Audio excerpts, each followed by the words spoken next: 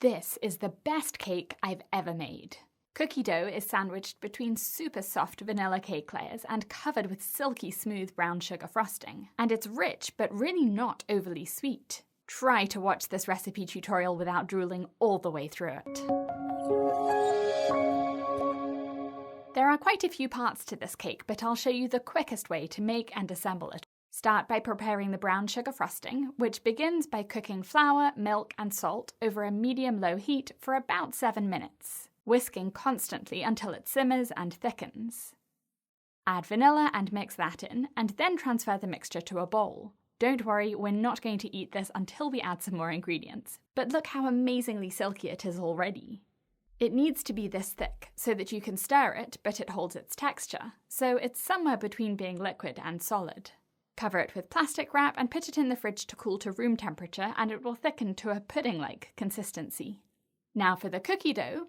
Bake flour for 5 minutes at 350 degrees Fahrenheit or 175 degrees Celsius to kill any bacteria so that it's safe to eat raw. Let it cool and then sift it to get rid of any lumps. In the bowl of an electric mixer, mix butter and brown sugar together at medium speed until it's light and creamy, like this. It will take about 5 minutes. This is going to be the base of the cookie dough and the brown sugar frosting, so take 1/3 of this out now to use for the cookie dough. If you want to weigh 1/3, it will weigh 193 grams. Add vanilla, mix it in, and then add the cooled flour, and mix that in. The dough will get crumbly, so add milk to pull everything together and make it the consistency of cookie dough. And then add mini chocolate chips. I like using semi-sweet since it balances the sweetness of the cookie dough, and the mini chips are the perfect size because I think full-sized chips are too big and hard to bite into within a cake. Divide this cookie dough into 3 equal parts, 2 for the filling between cake layers and 1 for cookie dough balls for the top of the cake. For the filling, line 2 pans with plastic wrap and then put 1 part of the cookie dough in each and push it down to the bottom of the cake pan and up to the edges to make a flat layer. You should use the same size pans as the cake layers. I'm using 6-inch pans for a 3-layer 6-inch cake, but the recipe on BritishGirlBakes.com has conversions for different sizes. Fold the plastic wrap over the dough to wrap it up within the pans, and then put the pans in the freezer while you prepare the rest of the cake. For the final part of cookie dough, use a teaspoon to scoop it up and then roll it between your hands to make 10 cookie dough balls. Put them on a plate or a Tupperware in the fridge until you've frosted your cake.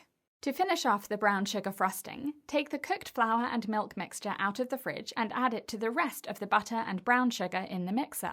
Mix it at medium speed for 5 minutes using your paddle or beater attachment, not a whisk, until it's smooth and lighter in colour.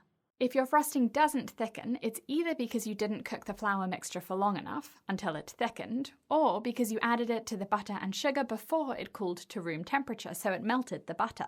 Look how silky and decadent this frosting is. I can't wait for you to taste it. It has a lot less sugar in it than buttercream, so it's not very sweet at all, which pairs perfectly with the sweet cookie dough filling. Speaking of the filling, take the pans of cookie dough out of the freezer and lift the plastic wrap out and unwrap it. You'll have 2 identical cookie dough discs that are cold enough to hold their shape, so you can move them around easily as you assemble your cake.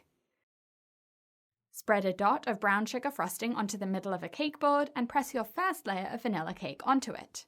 I have a full tutorial on how to make these very vanilla cake layers, and the link is in the top of the screen and in the video description.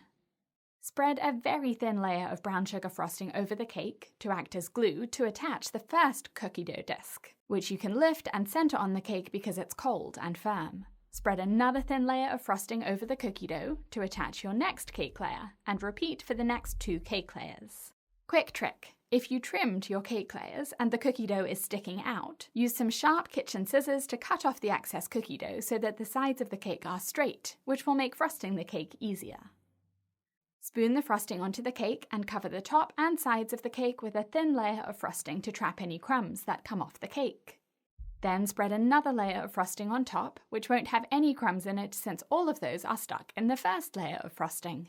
This brown sugar frosting spreads onto the cake like a dream, and it's easy to smooth too.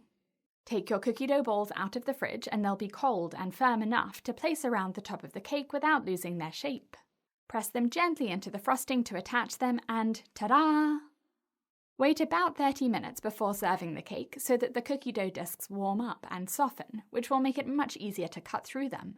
Look at the gorgeous cross-section of these slices. I really can't wait for you to make this cake. Please tell me in the comments if you're as obsessed with it as I am. Get the full recipe on BritishGirlBakes.com along with all of my other recipes and tutorials and my online cake school. Thanks for watching.